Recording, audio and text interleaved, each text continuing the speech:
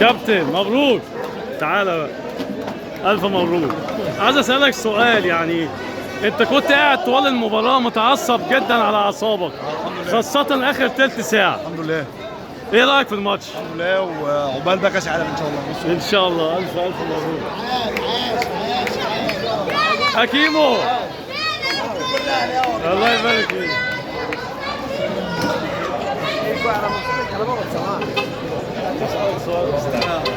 الف مبروك يا كابتن. الله يبارك فيك يا حبيبي. الله ايه يبارك. رايك في الماتش؟ ماتش نهائي، تكسب ولا تلعب. تمام. بس كده. انت ايه رايك في اخر تلت ساعه؟ هل كولر كان اخطا في التغييرات؟